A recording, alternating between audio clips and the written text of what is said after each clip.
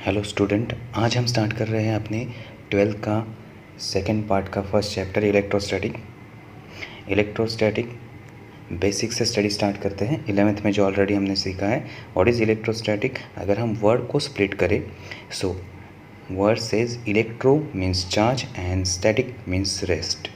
सो stationary charge का study करना ये इलेक्ट्रोस्टैटिक में होता है। तो जब चार्ज रेस्ट में होता है, जब हम उसका स्टडी करते हैं तो उस स्टडी जिस ब्रांच में फिजिक्स के किया जाता है उसको कहते हैं इलेक्ट्रोस्टैटिक। तो चार्ज का स्टडी होता है इसमें बेसिकली, लेकिन चार्ज कैसा होना चाहिए? रेस्ट में होना चाहिए। Okay, so what is the definition of electrostatic? Electrostatic is the branch of physics which deals with charges and its properties when charges are at rest. Okay, electrostatic is a branch of physics which deals with charges and its property. किसका study करना है? Charges का और उसकी property का। कब? जब charges rest में है तब। ओके, तो ये समझ में आ गया इलेक्ट्रोस्टैटिक में बेसिकली चार्ज का स्टडी होता है, लेकिन चार्ज कैसा होना चाहिए? रुका हुआ। जब चार्ज रुकता है तो सिर्फ एक ही फील्ड प्रोड्यूस करता है, दैट इज़ इलेक्ट्रिक फील्ड। ये याद रखना है। जब चार्ज रुका हुआ है तो एक ही फील्ड प्रोड्यूस करता है, वो कौन सा फील्ड होता है? Electric field. अगर चार्ज मोशन में चला गया मीन्स कांस्टेंट वेलोसिटी है, एक्सेलरेशन 0 है, तो वो दो फील्ड प्रोड्यूस करता है, that is electric field and magnetic field. और अगर चार्ज की वेलोसिटी वेरी हो रही है मीन्स उसका एक्सेलरेशन 0 नहीं है, it is accelerated motion, then charge electric field produce करेगा, मैग्नेटिक फील्ड प्रोड्यूस करेगा और इलेक्ट्रोमैग्नेटिक वेव प्रोड्यूस करेगा। ओके, लेकिन अब हम स्टडी किसका कर रहे हैं? Charge at rest. तो सिर्फ एक ही फील्ड प्रोड्यूस करेगा, कौन सा फील्ड? Electric field. ओके, चलो अब नेक्स्ट चार्जेस के बारे में स्टडी करते हैं, कौन से चार्ज होते हैं और क्या होते हैं। So type of charges. Already अगर हम टाइप ऑफ चार्जेस तो बेसिक अगर हम एटम का स्टडी करते हैं, एटम में कितने पार्टिकल होते हैं? बेसिक एलिमेंट, एक तो इलेक्ट्रॉन होता है और न्यूक्लियस में प्रोटॉन और न्यूट्रॉन होता है। इलेक्ट्रॉन पे नेगेटिव चार्ज होता है, प्रोटॉन पे पॉजिटिव चार्ज होता है और न्यूट्रॉन न्यूट्रल होता है जिस पे कोई भी चार्ज नहीं होता। तो बेसिकली यहाँ से हमें पता चलता है कि दो टाइप के चार्ज होते हैं, एक पॉजिटिव एक negative charge. Okay, positive charge और नेगेटिव चार्ज, जिस पे पॉजिटिव चार्ज होता है, और नेगेटिव चार्ज जिस पे नेगेटिव चार्ज होता है। चार्ज का वैल्यू कितना है? 1.6 × 10⁻19 कूलोम। अगर नेगेटिव है तो माइनस लगेगा और पॉजिटिव है तो प्लस लगेगा। ओके, अब अगर लाइक चार्जेस है मीन्स दो पॉजिटिव चार्ज या दो नेगेटिव चार्ज, उसे क्या कहते हैं? Like charge. So like charge repel each other while unlike charges are attract each other. अगर दो पॉजिटिव चार्ज ले लो या दो नेगेटिव चार्ज ले लो तो वो क्या करेंगे? एक दूसरे को रिपेल करेंगे। और एक पॉजिटिव चार्ज और एक नेगेटिव चार्ज ले लो तो वो एक दूसरे को क्या करेंगे? अट्रैक्ट करेंगे। और इसके लिए जो फोर्स लगता है, फोर्स ऑफ अट्रैक्शन और रिपल्शन, वो हमने स्टडी किया है, उसे क्या कहते हैं? कूलोम्स लॉ में उस फोर्स के बारे में बताया गया। कूलोम्स लॉ हमने स्टडी किया है ना, तो कूलोम्स लॉ में उस फोर्स के बारे में स्टडी किया है, वो बाद में हम डिस्कस करते हैं, लेकिन 11th में ऑलरेडी ये हो चुका है हमारा। ओके, नेक्स्ट अब और थोड़ा चार्ज के बारे में स्टडी करते हैं। Unit and dimensional formula of charge. अब चार्ज का यूनिट क्या होता है एंड डायमेंशनल फार्मूला क्या होता है उसके बारे में स्टडी करते हैं। यूनिट याद आ रहा है? चार्ज का यूनिट क्या होता है? सिंपल, चार्ज का यूनिट ऐसा यूनिट है चार्ज का, कूलोम्स। क्या है? ऐसा यूनिट कूलोम, जिसको डिनोट हम किससे करते हैं? C से करते हैं। Next dimensional formula. Dimensional formula is, charge का डायमेंशनल फार्मूला क्या है? m0 l0 t1 a1। कहाँ से डिराइव किया हमने? हमारे पास करंट का डेफिनेशन था। करंट का जो भी जनरल डेफिनेशन है, charge per unit time. Charge per unit time means I is equal to Q/T। अगर हम उसको रीअरेंज करें तो हमें फार्मूला क्या मिलेगा? Q is equal to I × T, जो मैंने ब्रैकेट में लिखा हुआ है, Q is equal to I × T।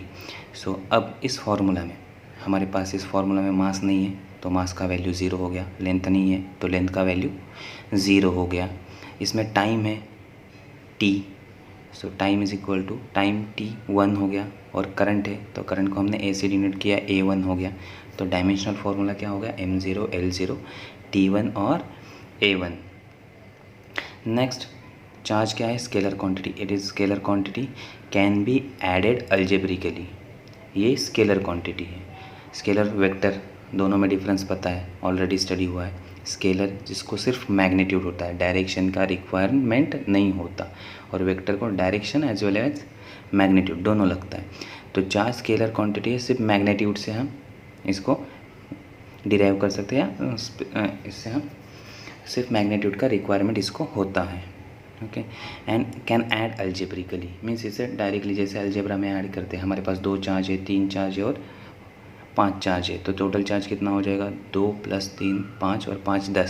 So total charge हो गया 10। ऐसे हम डायरेक्टली ऐड कर सकते हैं। ये हम बाद में इसी स्लाइड में, इसी लेक्चर में बाद में देखेंगे with example. Okay, next, some smaller SI units are.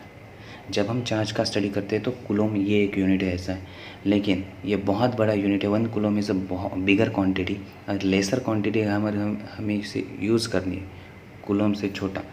तो क्या है? फर्स्ट है 1 मिली कूलम। 1 मिली कूलम क्या होता है? 10⁻³ कूलम। मिली का मीनिंग होता है 10⁻³ नेक्स्ट, इससे छोटा यूनिट 1 माइक्रो कूलम। माइक्रो का मीनिंग होता है 10⁻⁶।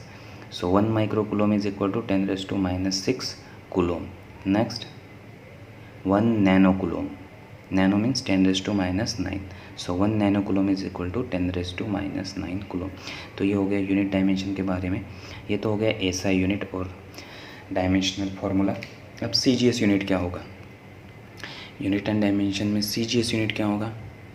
तो CGS unit of charge is statcoulomb और ESU, electrostatic system of units, ESU। तो CGS यूनिट क्या है? CGS unit of charge is statcoulomb और ESU। ओके, अब ESU और CGS और SI यूनिट दोनों में रिलेशन क्या है? So 1 ESU is equal to 3.36 into 10⁻⁻10 coulomb. क्या होता है? 1 ESU is equal to 3.36 into 10⁻⁻10 coulomb. ये होता है रिलेशन। अब नेक्स्ट टॉपिक हम स्टडी करते हैं इसमें, basic properties of charges. Charges की कौन सी प्रॉपर्टी है वो हम स्टडी करते हैं। तो इसमें हमारी फर्स्ट प्रॉपर्टी है additivity of charge.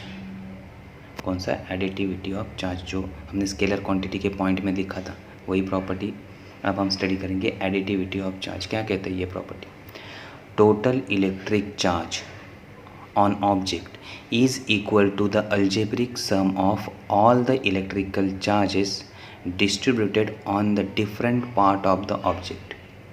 Total electric charge on object, किसी भी ऑब्जेक्ट पे टोटल इलेक्ट्रिक चार्ज कितना है? That is equal to algebraic sum of all the electric charges, सारे इलेक्ट्रिक चार्जेस जो कि डिफरेंट पार्ट ऑफ ऑब्जेक्ट में डिस्ट्रीब्यूट किए गए। उस ऑब्जेक्ट में डिफरेंट पार्ट में जो भी चार्जेस होंगे उनका एडिशन करना, तो हमें क्या मिलेगा? Total electric charge. तो अब हमारे पास ये एक ऑब्जेक्ट है, अब उसको हम डिस्ट्रीब्यूट करते हैं डिफरेंट पार्ट में। ओके, ये हो गया एक part, second part, then third part and fourth part. अब हर पार्ट में हम डिफरेंट चार्ज रख देते हैं। फर्स्ट पार्ट में हमारे पास चार्ज है 1+1 कूलम या +1 कूलम। सेकंड पार्ट में हमारे चार्ज है +2 कूलम। थर्ड पार्ट में चार्ज है +3 कूलम एंड फोर्थ पार्ट में चार्ज है -4 कूलम। अब इस ऑब्जेक्ट को हमने चार पार्ट में डिस्ट्रीब्यूट किया है और हर एक पार्ट में अलग अलग चार्जेस हैं। अब इस ऑब्जेक्ट पे टोटल चार्ज क्या होगा? दैट इज़ अलजेब्रिक सम। अब हम सबको क्या करना होगा? ऐड करना होगा। Means 1 coulomb +2 coulomb +3 coulomb +-4 coulomb. तो आंसर क्या आएगा? आंसर आएगा +2 कूलम। तो इस बॉडी पे कितना चार्ज होगा? +2 कूलम। तो एडिटिविटी प्रॉपर्टी इतनी सिंपल है, जितने भी चार्ज है उस बॉडी पर सबको ऐड कर दो तो हमें क्या मिलेगा? That is total charge on a object हमें मिल जाएगा। Next property, quantization of charge. Quantization क्या होता है? अब quantization of charge on object must be an integral multiple of plus और माइनस ई। जो भी चार्ज है, किसी भी ऑब्जेक्ट पे चार्ज है तो मल्टीप्लिकेशन में रहेगा किसके, प्लस और माइनस ई के। तो ये फॉर्मूला क्या होगा, charge on object Q is equal to plus minus n e, plus minus n e, where n is integer and e is fundamental units. और फंडामेंटल चार्ज जो होता है हमारा, फंडामेंटल चार्ज मैंने कहा कितना होता है, 1.6 इंटू 10⁻⁻19 कूलम। अगर निगेटिव चार्ज है तो वैल्यू क्या होगा, -1.6 इंटू 10⁻⁻19 कूलम। अगर पॉजिटिव है चार्ज तो +1.6 इंटू 10⁻⁻19 कूलम, इसलिए Q is equal to plus minus n ही लिखा हुआ है। ओके, सो किसी भी चार्ज को अगर हम देखते हैं तो वो क्या होता है, integral multiple, means 1 then 2 n may be 1 2 3 4 इसके मल्टीप्लिकेशन में ही रहेगा। तो ये होता है quantization of charges. Next, basic property of charges. Third property, conservation of charges. Conservation of charges क्या कहता है, simply for an isolated system. System कैसा है, आइसोलेटेड। ओके, सराउंडिंग से उसका कुछ लेना देना नहीं है, सराउंडिंग से अटैच नहीं है, या सराउंडिंग में वो कुछ ट्रांसफ़र नहीं कर रहा है, वो आइसोलेटेड है। जैसे अब हम, जैसे थर्मास फ्लास्क में हम वाटर रखते हैं, वो आइसोलेशन, इसलिए वो गर्म रहता है, that is known as isolated system. वैसे ही हमने जो सिस्टम बनाया वो क्या है, सराउंडिंग से आइसोलेशन में है, तो कुछ भी ट्रांसफ़र नहीं कर सकता सराउंडिंग को। So for an isolated system total charge can not be created और नॉट डिस्ट्रॉय। आइसोलेटेड सिस्टम में कोई भी चार्ज क्रिएट नहीं कर सकते या फिर डिस्ट्रॉय नहीं कर सकते। The total charge on isolated system remain constant. जितने चार्ज है आइसोलेटेड सिस्टम में वो हमेशा क्या रहेंगे, कांस्टेंट रहेगा, उसका नंबर चेंज नहीं होगा, मीन्स बढ़ा भी नहीं सकते हम, डिक्रीज़ भी नहीं कर सकते हम उस नंबर को। एग्जांपल लेते हैं, सपोज़ हमारे पास दो सिस्टम है, सिस्टम 1 और सिस्टम 2, मीन्स या दो ऑब्जेक्ट है, एक पे +10 कूलम चार्ज है, दूसरे में +10 कूलम चार्ज है। अब ये एक सिस्टम है, तो दोनों को मिला के कितना चार्ज हो गया हमारे पास, +20 कूलम। ये पूरा एक ही सिस्टम है, दो ऑब्जेक्ट का एक सिस्टम है। अब देखो, एक पे +10 कूलम चार्ज है, दूसरे पे +10 कूलम चार्ज है, तो टोटल इन दोनों पे चार्ज कितना हो गया, +20 कूलम। अब पहला ऑब्जेक्ट अपने कुछ चार्ज दूसरे ऑब्जेक्ट की, जो दूसरे ऑब्जेक्ट पर ट्रांसफ़र कर देता है। ये देखो, अब फर्स्ट ऑब्जेक्ट में से +4 कूलम चार्ज सेकेंड ऑब्जेक्ट में चले गए, तो फर्स्ट ऑब्जेक्ट में कितने बचे चार्ज, +6 कूलम, और सेकेंड ऑब्जेक्ट में +14 कूलम। ओके, अब इन दोनों का टोटल करो, कितना होगा, +20 कूलम। सो दोनों केस में टोटल चार्ज कितना रहेगा, 20 कूलम। तो चार्ज अब यहाँ से कहीं दूसरी जगह जा नहीं सकते, तो इसी सिस्टम में रहेंगे। कितना भी इन दोनों बॉडी में ट्रांसफ़र करो, फिर भी टोटल चार्ज क्या रहेगा, हमेशा कांस्टेंट रहेगा। और सिंपल एग्जांपल, अगर आपके पास दो अकाउंट हैं, एक में 1000 रुपीज़ है, दूसरे में 1000 रुपीज़ है। ओके, एक अकाउंट में 1000 रुपीज़ है, दूसरे अकाउंट में 1000 रुपीज़। फर्स्ट अकाउंट में से आपने 500 रुपीज़ सेकेंड अकाउंट में ट्रांसफ़र कर दिया, तो फर्स्ट अकाउंट में कितना बचा, 500 रुपीज़, सेकेंड अकाउंट में कितना हो गया, 1500 रुपीज़। लेकिन फर्स्ट केस में आपके पास 1000 टोटल कितना थे, 2000 रुपीज़। जब आपने 500 रुपीज़ ट्रांसफ़र कर दिए, फिर भी आपके पास कितना है, 2000 रुपीज़। तो जब तक आप अकाउंट टू अकाउंट ट्रांसफ़र कर रहे हैं तो आपका सिस्टम क्या रहेगा, या आपका मनी क्या रहेगा, कांस्टेंट रहेगा, चार्ज क्या रहेगा, कांस्टेंट रहेगा। Account to account means isolated system. अगर आपने कुछ परचेज कर दिया तो ये आइसोलेशन सिस्टम नहीं रहा, अब ये सिस्टम से बाहर चार्ज चले गए, तो अब सिस्टम में चार्ज का नंबर इंक्रीज़ या डिक्रीज़ हो गए। इसलिए क्या कहा है, इन आइसोलेटेड सिस्टम, जो सराउंडिंग में कुछ दे नहीं सकता, ऐसे सिस्टम में चार्ज हमेशा क्या रहते हैं, कांस्टेंट रहते हैं। समझ में आ गया। सो कंजर्वेशन ऑफ चार्जेस। तो आज इतना ही बेसिक हम स्टडी करते हैं।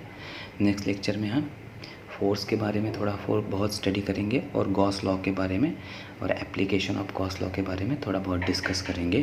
तो आज के लिए इतना काफ़ी है। Thank you.